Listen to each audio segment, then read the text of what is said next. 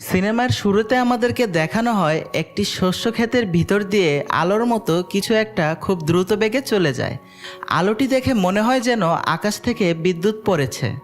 পরের দিন সকালে আমরা এই ক্ষেতের মালিককে দেখতে পাই। সে তার ছেলেকে বলে কেউ আমাদের শস্য ক্ষেত নষ্ট করে দিয়েছে, সেজন্য সে তার ছোট ছেলেকে শস্য ক্ষেত পাহারা দেওয়ার জন্য বলে। তার ছোট ছেলের নাম হলো জন।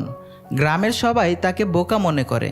তারপর রাতে যখন জন শস্য ক্ষেতে পাহারা দেয়, তখন সে তার পিছনে একটি বিশাল বড় সাদা রঙের ঘোড়া দেখতে পায়। ঘোড়াটি দেখে সে খুবই অবাক হয়ে যায়।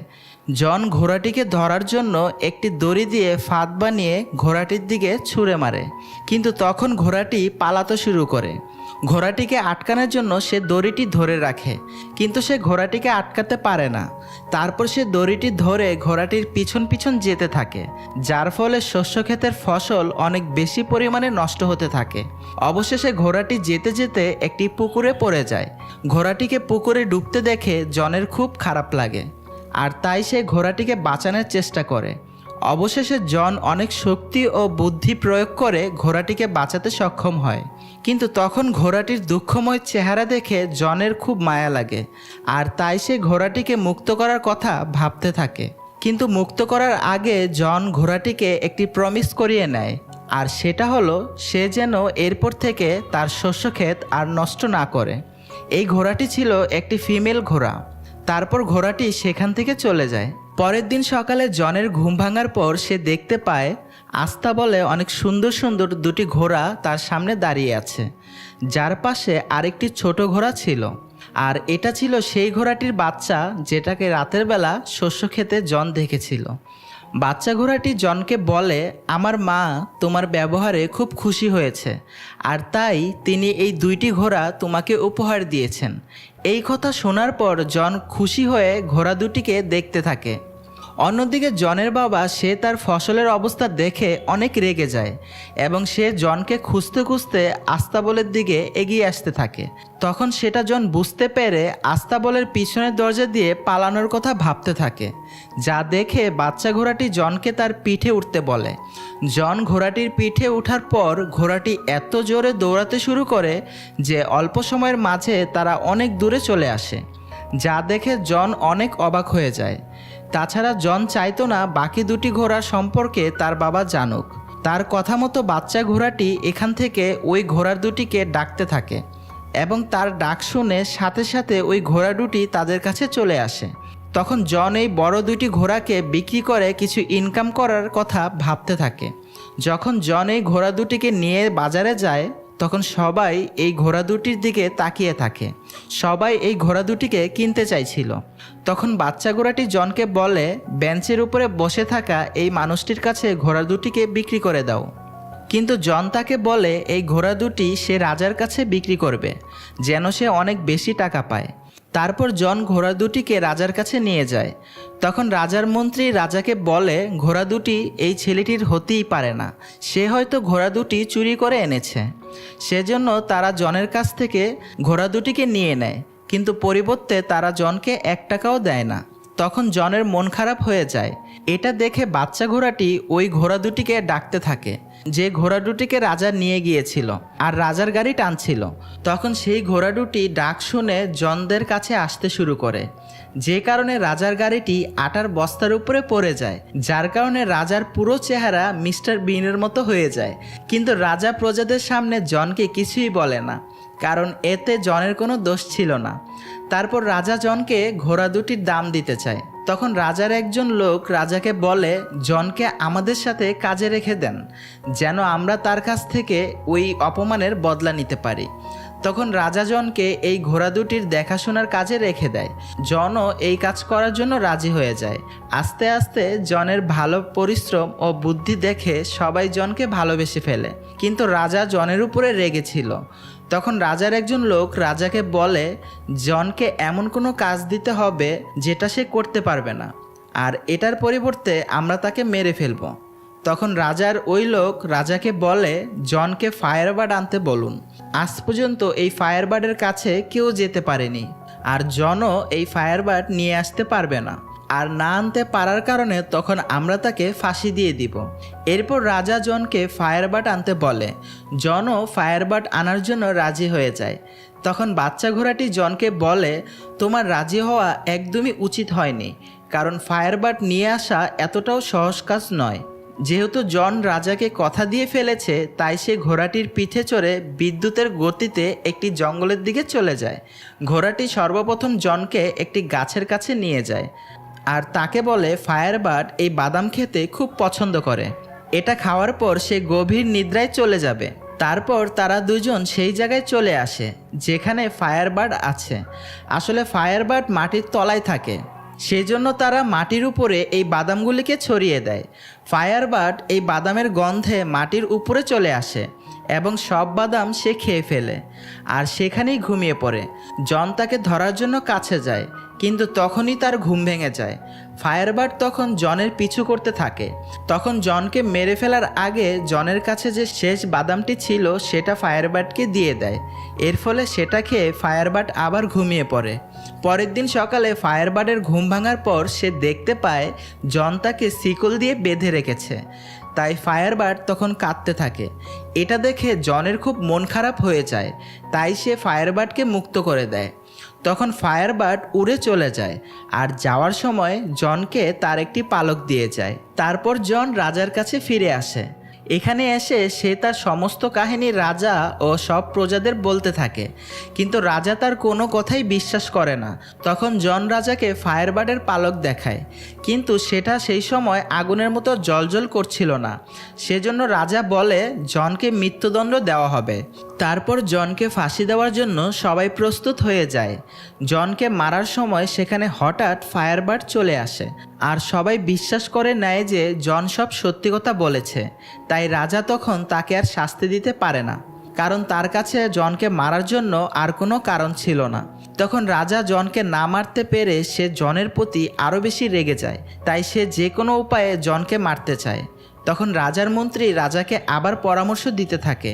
সে রাজাকে বলে জনকে এবার বরফের দেশে রাজকুমারীকে নিয়ে আসতে হবে, আর সে কোনোভাবেই রাজকুমারীকে নিয়ে আসতে পারবে না। আর তখন আমরা জনকে মেরে ফেলব। আর যদিও সে রাজকুমারীকে নিয়ে আসে, তাহলে আপনি তাকে বিয়ে করে নেবেন। মন্ত্রীর এই কথাগুলি রাজার খুব পছন্দ হয়, তাই রাজা জনকে বরফের দেশের রাজকুমারীকে আনতে পাঠিয়ে দেয়। এরপর জন তার ঘোড়াটিকে নিয়ে বরফের দেশে চলে আসে। সেখানে তারা একটি বিশাল বড় পাহাড়ে একটি বরফের দরজা দেখতে পায়। তারা বুঝতে পারে না যে এই দরজা তারা কিভাবে খুলবে।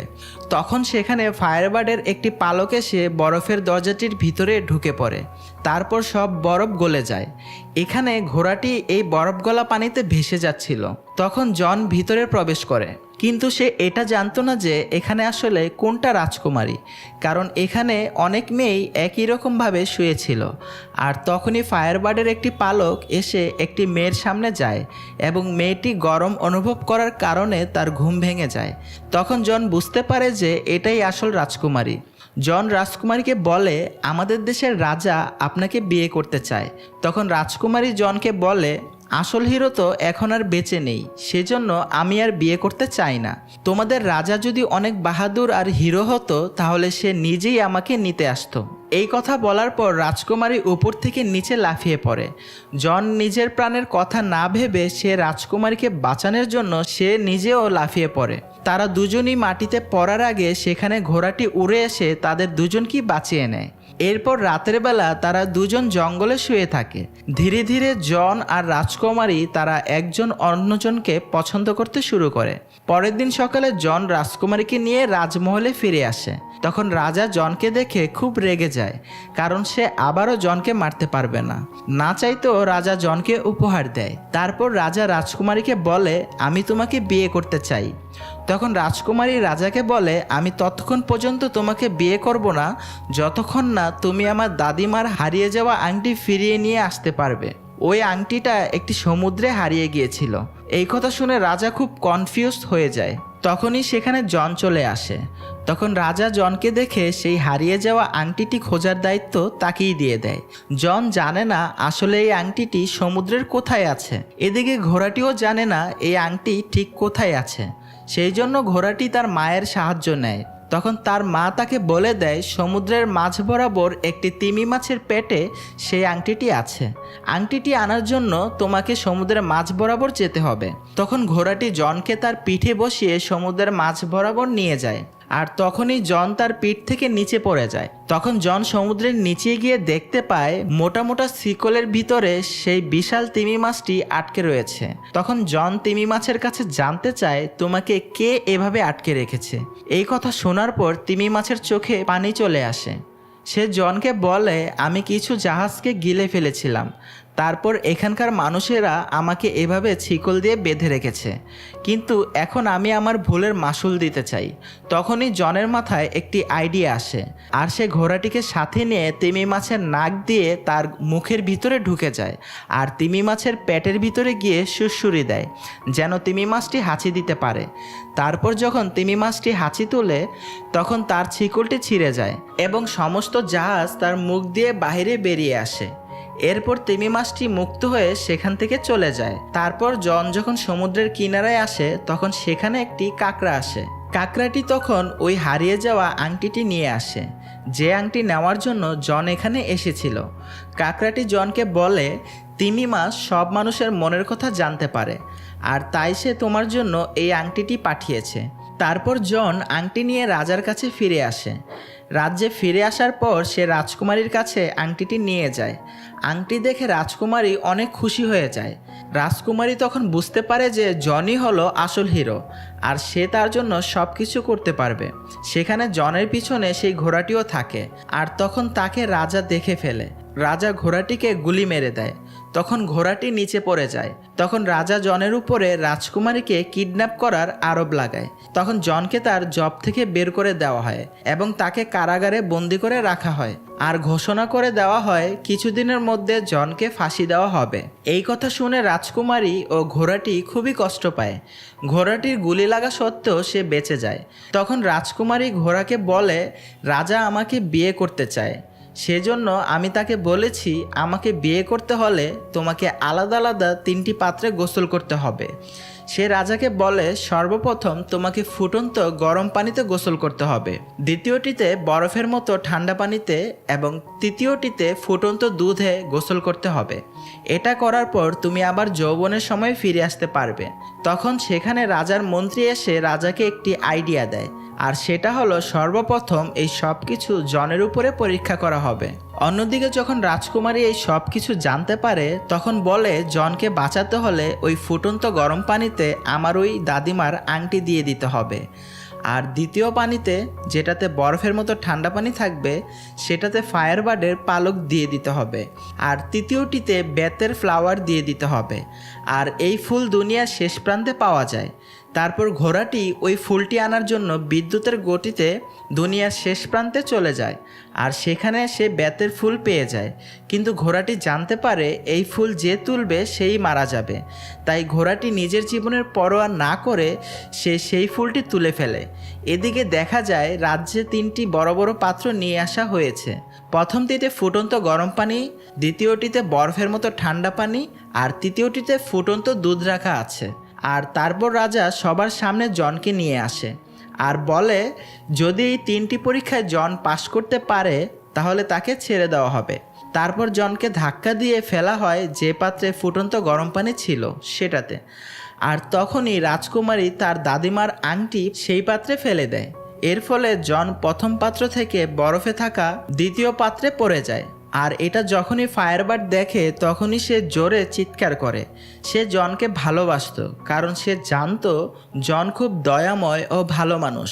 ফায়ারবার্ডের আওয়াজে ফায়ারবার্ডের পালক, যেটা কিনা রাজা একটি বক্সে আটকে রেখেছে, দ্বিতীয় পাত্রটিতে পড়ে যায়, যার কারণে আবার জনের প্রাণ বেঁচে যায় এবং সে তৃতীয় পাত্রে পড়ে যায় যে পাত্রে ফুটন্ত দুধ রয়েছে। কিছু সময় ধরে জন তৃতীয় পাত্রের ভিতরে থাকে, যার ফলে সবাই ভাবতে থাকে জন হয়তো মারা গিয়েছে। সব প্রজাদের খুব মন খারাপ হয়ে যায় কারণ তারা সবাই জনকে খুব ভালোবাসতো। আর তখনই সেখানে সেই ঘোড়াটি চলে আসে আর বেতের সেই ফুলগুলিকে তৃতীয় পাত্রে ফেলে দেয়। তারপর জন ফুটন্ত দুধ থেকে একজন রাজকুমারের সাজে বাহিরে বেরিয়ে আসে, যা দেখে সব প্রজারা খুব খুশি হয়ে যায়। রাজা ভিতর থেকে জনের উপরে রাখতে শুরু করে। সে জনের মতোই যৌবন ফিরে পেতে চায়। সেজন্য সেও ফুটন্ত পানিতে লাফিয়ে পড়ে। আর কিছু সময়ের মধ্যে সে একটি বাবলের ভিতরে বন্দি হয়ে উপরে উঠে আসে। সেটা রাজাকে সঙ্গে করে এখান থেকে অনেক দূরে উড়ে চলে যায়, যা দেখে সব প্রজারা খুবই খুশি হয়ে যায়, কারণ এই রাজাকে তারা কেউ খুব একটা পছন্দ করতো না। এরপর সবাই জনকে এখানকার রাজা বলে মেনে নেয়। তারপর জন ও রাজকুমারী বিয়ে করে নেয়। এদিকে ঘোড়াটিকে দেখানো হয় সে ভাবতে থাকে সে হয়তো মারা যাবে, কিন্তু তখন রাজকুমারী তাকে বলে তুমি মারা যাবে না, এটি একটি পরীক্ষা ছিল যাতে তুমি পাশ করে ফেলেছো। আর এভাবেই এই সিনেমাটি এখানেই শেষ হয়ে যায়। বন্ধুরা, আমাদের আজকের সিনেমাটি আপনাদের কাছে কেমন লেগেছে তা অবশ্যই একটি কমেন্ট করে জানিয়ে দিবেন প্লিজ। এবং নিয়মিত আমাদের চ্যানেলে এই ধরনের সুন্দর সুন্দর সিনেমা বাংলায় এক্সপ্লেনেশন পাওয়ার জন্য আমাদের চ্যানেলটি সাবস্ক্রাইব করুন এবং পাশের বেল আইকনটি প্রেস করে দিন। নতুন ভিডিও আসার আগ পর্যন্ত সবাই ভালো থাকবেন, সুস্থ থাকবেন।